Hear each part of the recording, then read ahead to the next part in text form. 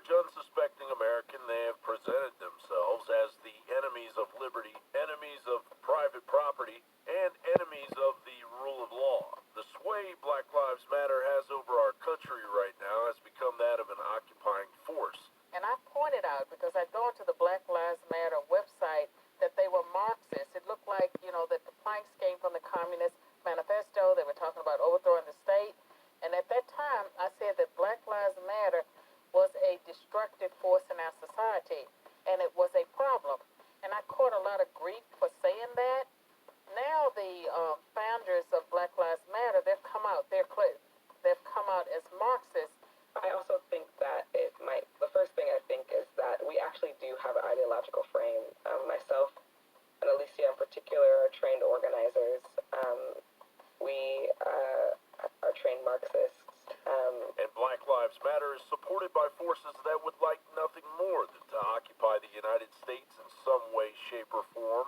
Soros's largely unchallenged social manipulation maneuvers via the Open Society Foundations engineers Black Lives Matter. As the Daily Caller wrote, one of the group's biggest donors is the Tides Foundation, a nonprofit funded by billionaire progressive philanthropist George Soros. Communist Hollywood propagandizing China supports Black Lives Matter. Silicon Valley and the United Nations support Black Lives Matter. And of course, sycophantic globalist corporate wannabe overlords support Black Lives Matter.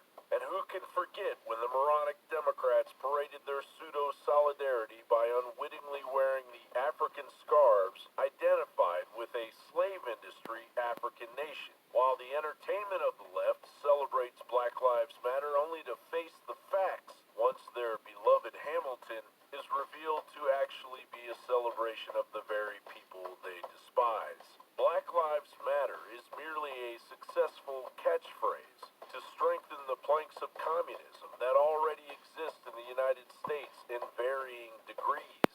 A violent, creeping political statement ignited by the Weather Underground's anti-imperialism prairie fire documents of the early 1970s, which has morphed into the Antifa and BLM of today. As the Gateway Pundit reported, violent domestic terrorist Bill Ayers is officially linked to Antifa through his group Refuse Fascism. Refuse Fascism, a fascist organization that wishes to inhibit and deny the speech of conservatives, is partly funded by George Soros. It has organizers like Bill Ayers, and it is targeting youth across the country with the intention of indoctrinating and brainwashing individuals who nascent politically.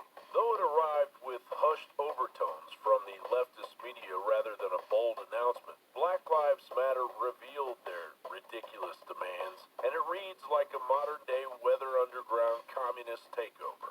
Judge this movement by its fruit, a tree rooted in treason, withering with death and hate. John Bound reporting.